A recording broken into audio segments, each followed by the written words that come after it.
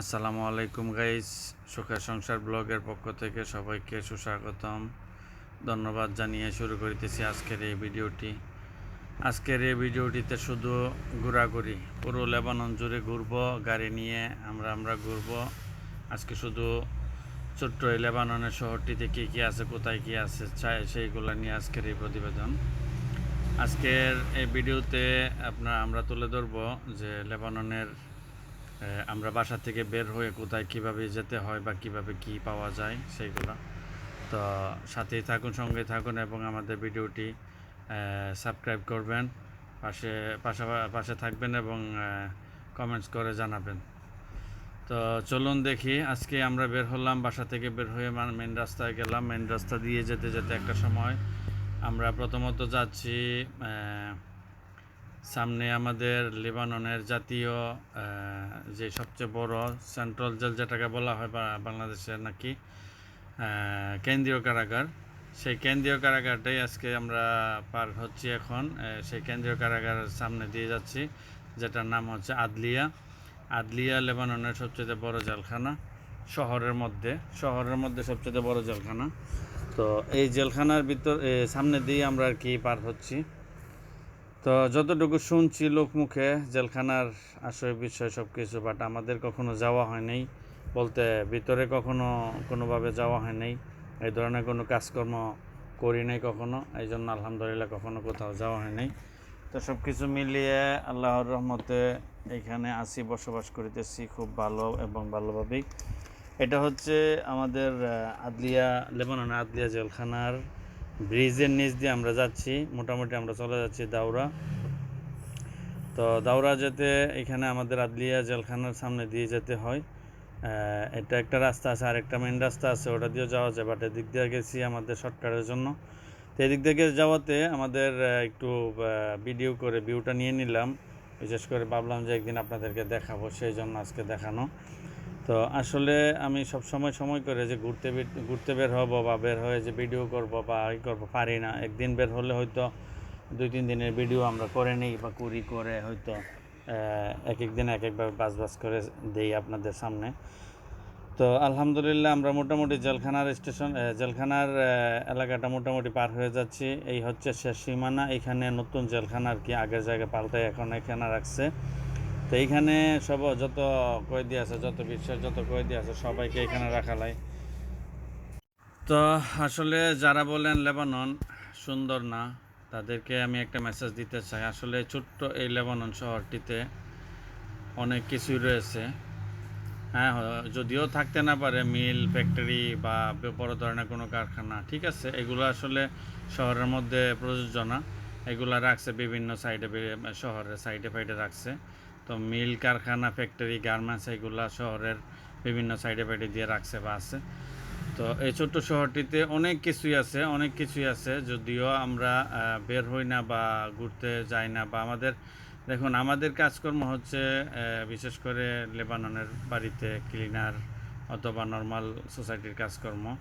যারা ভালো কোনো পজিশনে আছেন কাজে, কিন্তু এত ভালো কোয়ালিটিতে নাই, যেমন যুক্তরাষ্ট্রে এবং ইউরোপে গেলে যে ভালো একটা কাজকর্মে পায় বা করতে পারে, তার পড়াশোনা এবং তার যোগ্যতা অনুযায়ী যে চাকরিটা পাবে, বা সেই চাকরিটা হয়তো এখানে পায় না। এখানে আসেই মিডল ইস্টে মানুষ আসেই নর্মাল কাজের জন্য, বিশেষ করে হালকা পাতলা কাজ, স্যালারি মোটামুটি যেমনভাবে চলতে পারে আর কি। তো মধ্যবিত্ত এই মিডল ইস্টের যেই ছোটো একটা দেশ, এটার মধ্যে যারা আছেন তারা মোটামুটি ইউরোপের সিস্টেমে চলাফেরা করতেছেন বা আছেন, আমি যতটুকু জানি বা আমি নিজেই প্রমাণিত। তো এই জন্যই বলতেছি যে এখানে চলাফেরা যতটা সহজ, ততটাই সহজ কাজে কর্মে এবং মানুষের সাথে চলাফেরা, বসবাস। আর এই দেশের মধ্যে যারা সুখ করতে না পারছে, তারা আমার মনে হয় নিজের ফ্যামিলিতে এতটুকু সুখ করতে পারবে না। এখানে কাজে কর্মের দিক থেকে মানুষের কথাবার্তা এবং মানুষের যে চলাফেরা এবং এই দেশে যে পুলিশের যেই হয়রানি, সেটা নাই ইউরোপের মতো। যদি কোনো উপরের থেকে কোনো চাপ না আসে, তাহলে কখনোই কোনোভাবেই হয়রানি করে না কোনো পাবলিককে, কোনো আজনবীকে। বিশেষ করে আমরা যারা আজনবীরা আছি এখানে খুব হ্যাপি, খুব ভালো পজিশনে আছি, এটা আমাদের মানতে হবে।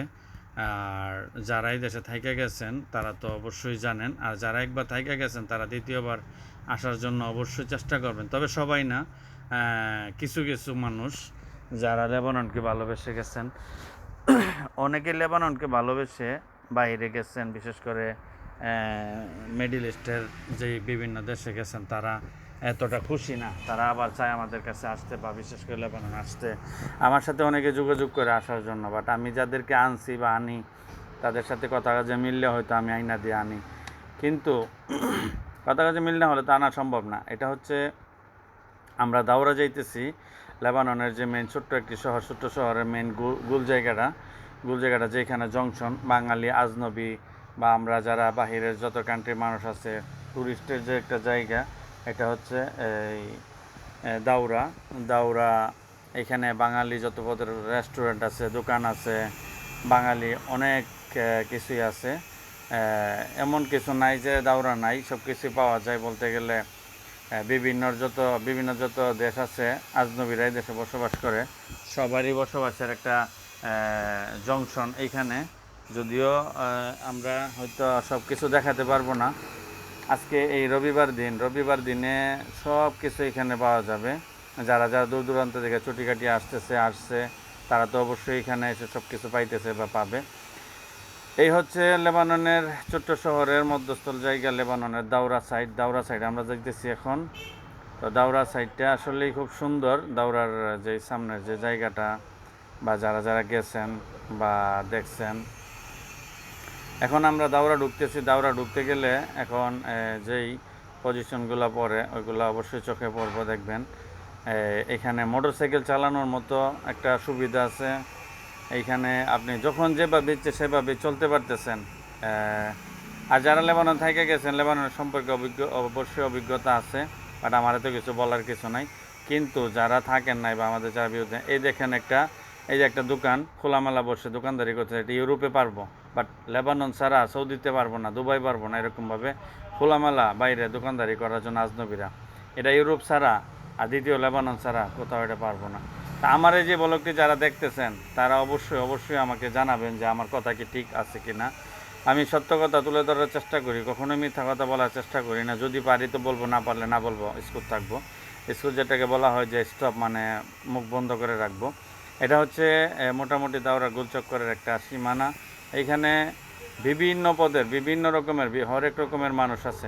একটা গান আছে না, হরেক রকমের পাগলের দিয়া বানাইছো মেলা। এটা হচ্ছে হরেক রকমের পাগলের মেলা এইখানে যারা আসছেন, আর এইখানে যারা একবার আসছেন তারা অবশ্যই দ্বিতীয়বার আসার জন্য অপেক্ষা করছে বা করবেন।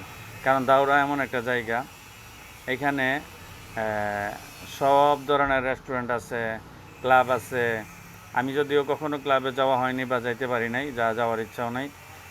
তবে রেস্টুরেন্টে আমার এক ফ্রেন্ডের রেস্টুরেন্ট করছে, ওইখানে আমার যাওয়া হয়েছিল, আজকেও যাচ্ছি। বাট এখানে অন্য কোনো কাজ ছাড়া আমাদের আসা হয় না বলতে গেলে। দরকার আসতে লাগে, বা এটা লেবাননের যে কোনো জায়গাতে যাই, এই জায়গাটা দিয়ে হয়তো যাওয়া লাগে বা যেতে হবে। যদি আমি এক সাইডে থাকি, অন্য সাইডে যেতে গেলে এটার উপর দিয়ে যেতে হবে, ঠিক কীরকম। তো মোটামুটি আমরা আলহামদুলিল্লাহ দাউরা এসে পড়ছি। আজকে দাউরা পর্যন্ত আপনাদেরকে দেখাবো। দাউরার পরে দ্বিতীয় পর্ব আমরা দেখাবো ইনশাল্লাহ আগামীতে। আমরা দাউরা থেকে কোথায় বের হয়েছি, কোথায় গেছি, সেই পর্বটা অবশ্য আগামীতে দেখাবো।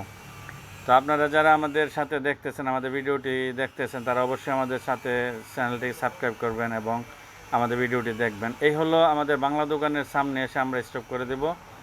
বাংলা দোকানের সামনে এখানে সবজি থেকে ধরে সব ধরনের পণ্য আছে। আজকের মতো সব দেখাবো না, আরেকদিন দেখাবো। এটা একটা মার্কেট, এটা একটা বাংলা সুপার মার্কেট আমাদের এলাকারই শ্যামল ভাইয়ের দোকান। যারা চিনেন তো চিনেন, শ্যামল ভাইয়ের ভাই জালাল ভাই আছে এখানে দোকানে, আরও তারা স্টাফ আছে। এমনিতে আর কি দেখাইতেছি। তো এই আর কি, আলহামদুলিল্লাহ আমাদের আজকের শেষ পর্ব। ধন্যবাদ সবাইকে, আসসালামু আলাইকুম।